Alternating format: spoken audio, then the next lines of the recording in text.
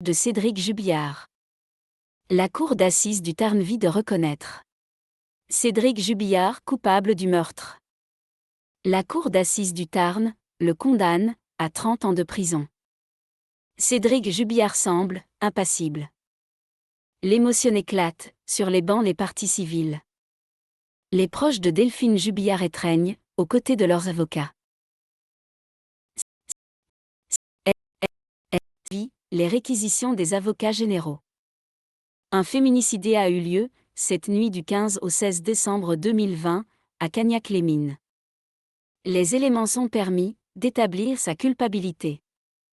Les avocats de la défense ont annoncé faire appel après s'être entretenus avec leur client. Il réagit comme quelqu'un qui est abattu mais qui garde une lueur d'espoir. Maître Emmanuel Franck a déclaré, avocate de Cédric Jubillard. Nous sommes déçus, mais nous savions qu'il y aurait un deuxième combat.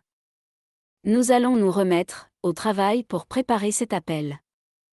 Maître Alexandre Martin a ajouté, son confrère de la défense. Les habitants étaient en attente d'une vérité. Une riveraine estime qu'il n'y a pas de preuves ni de corps.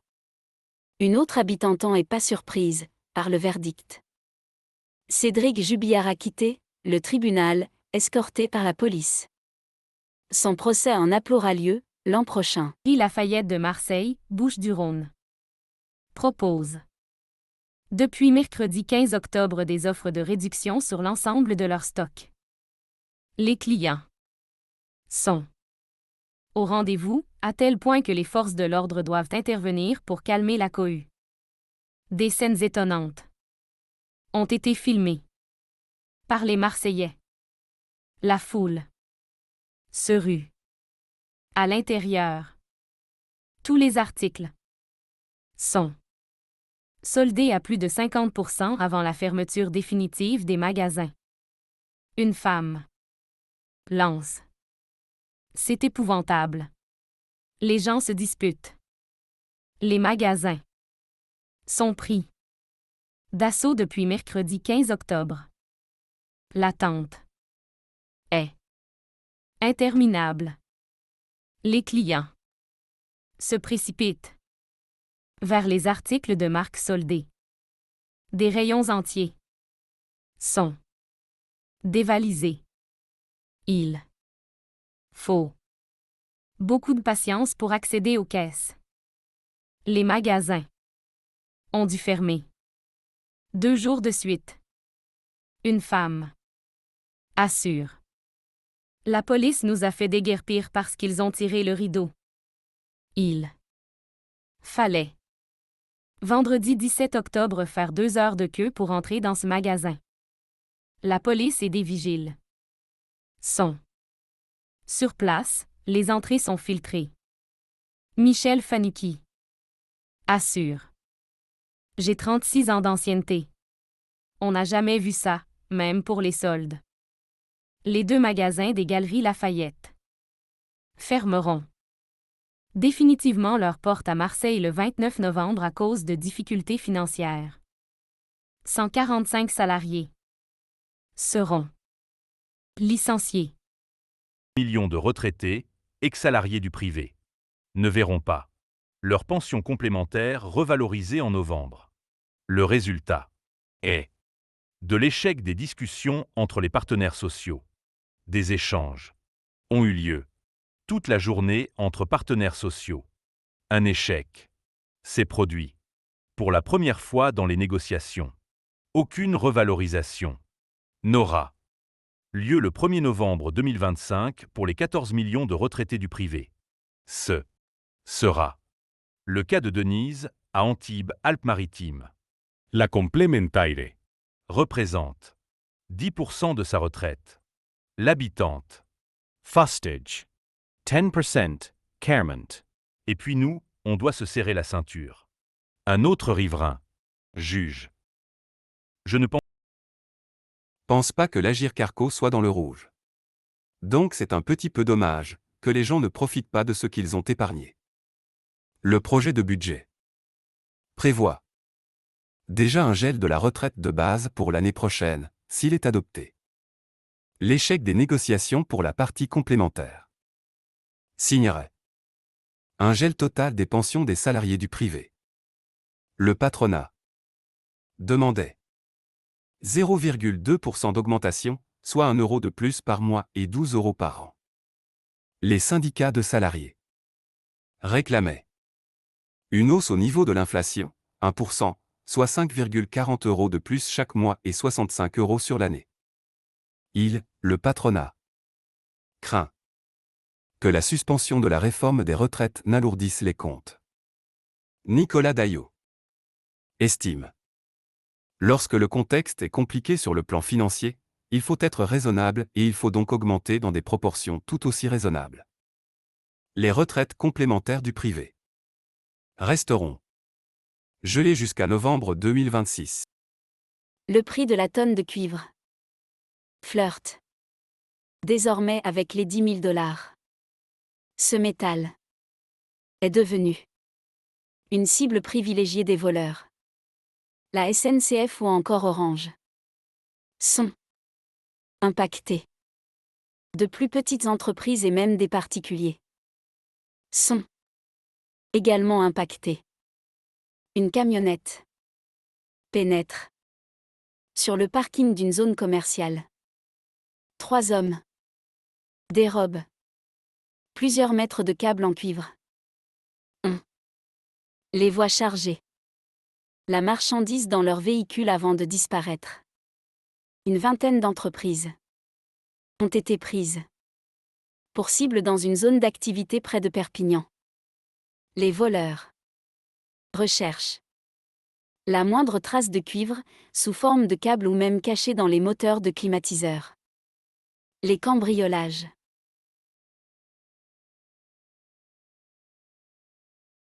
ont remis leur unité en place et 2 jours après, on leur a volé leur unité centrale et leur climatisation.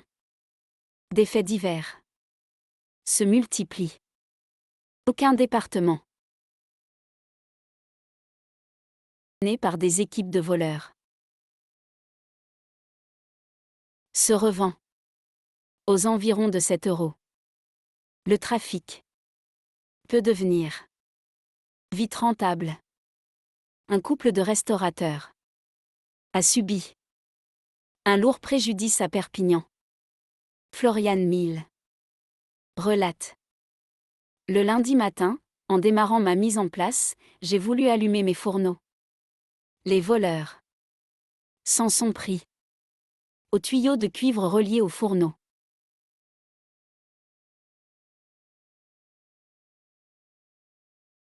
Et gérés ont disparu.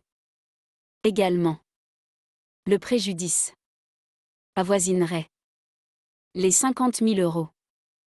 Les policiers s'estiment parfois démunis face à la hausse des cambriolages.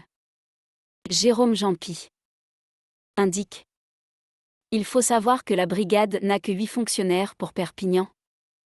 Les besoins en cuivre vont doubler quasiment dans les 10 prochaines années. L'or rouge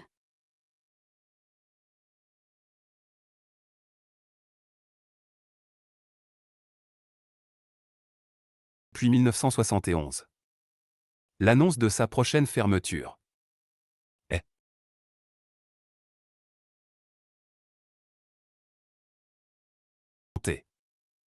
l'une de ses usines à Crolles, en Isère depuis 1971. L'annonce de sa prochaine fermeture est l'indicateur de la crise qui touche le secteur. Le secteur est fragilisé depuis les 30 dernières années, notamment par le soda. Les marques ont misé sur une montée en gamme pour rebondir. Le numéro 1 du sirop annonce sa fermeture. La direction évoque des ventes en baisse. Les bouteilles ont moins la cote dans les rayons, moins 7% sur les 10 dernières années.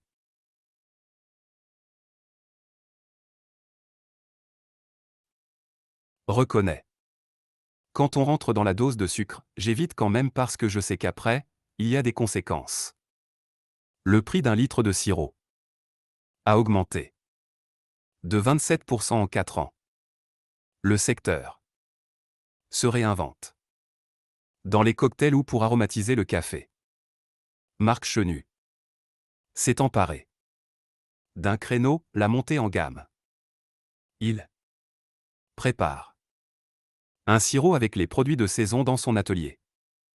Les clients aiment bien l'originalité et les utiliser en cuisine ou avec de l'eau.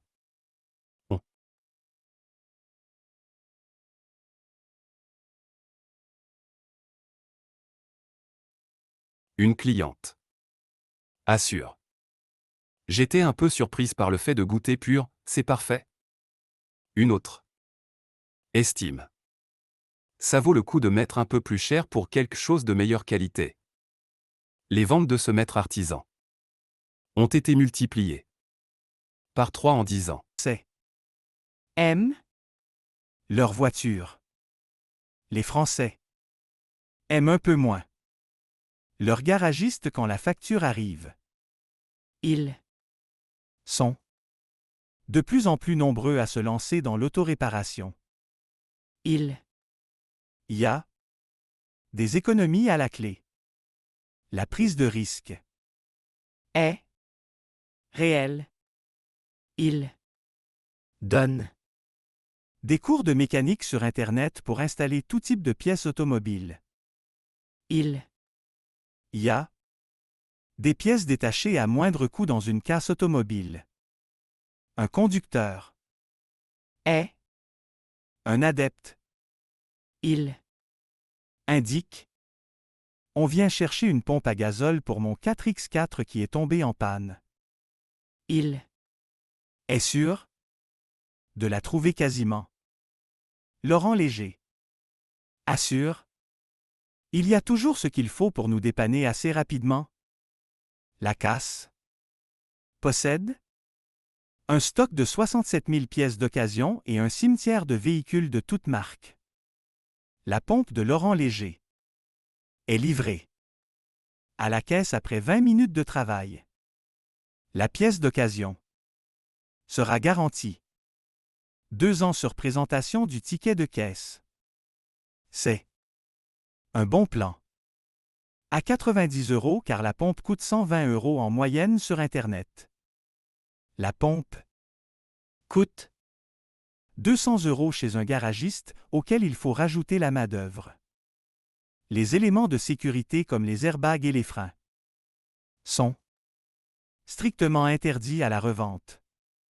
Il y a une autre astuce, les garages en libre-service. Un chauffeur routier à louer, un pont pour changer un élément de transmission. Tony Chumiento à réserver l'espace pour 1h30.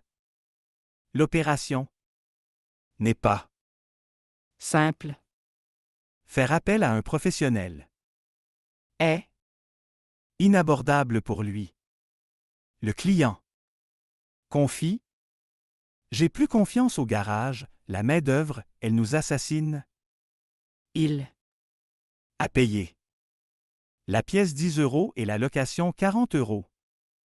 Dans un garage conventionnel, c'était le double, 20 € la pièce et au moins 80 € de main-d'œuvre. Le gérant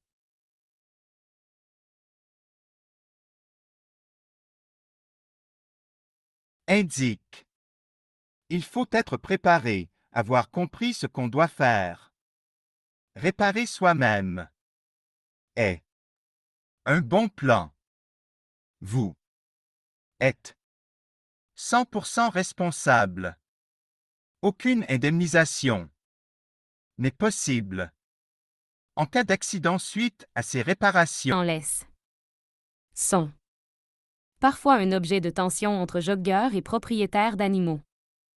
On recense 250 000 morsures chaque année pour près de 10 millions de chiens en France.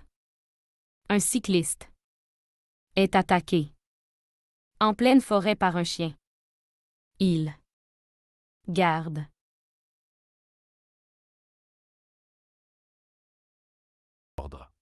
En plein footing il y a un an. Il Se s'oriente.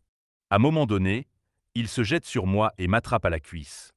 Il s'en sort. Avec 2 points de suture et 3 jours d'arrêt de travail. Cette jambe a été déchiquetée de Cristelle Bisbao. Crystal Bisbal. Raconte. Il m'a pris le bras, il m'a fait tomber, il m'a traîné au sol. Par un chien en France chaque année.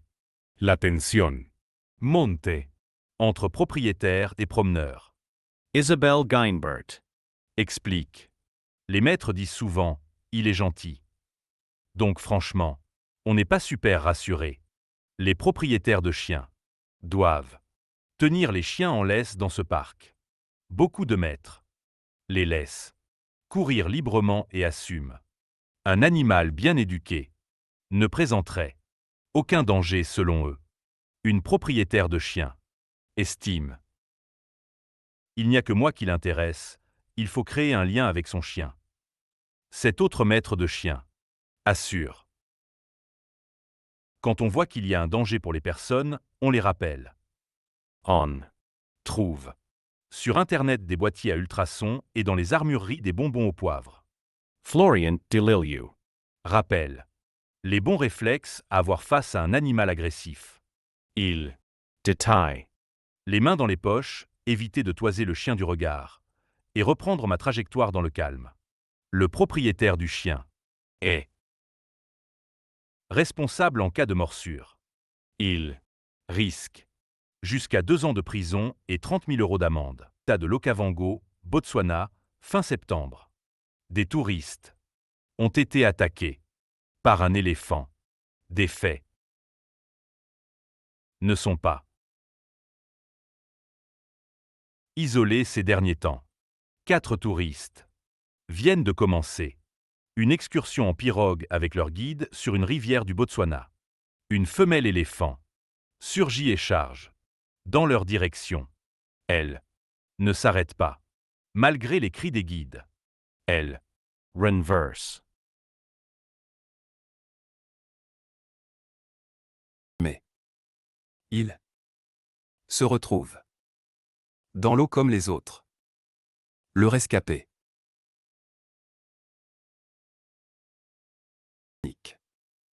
Larry un rein. Poursuit. J'ai cru la regarder mourir, c'était intense. La touriste va s'en sortir. Avec une belle frayeur et des ecchymoses sur tout le corps. Elle a passé la nuit à l'hôpital en observation. Les éléphants s'en vont, accompagnés de leur bébé. Jim Nyamu pense que la présence du bébé explique probablement cette agressivité.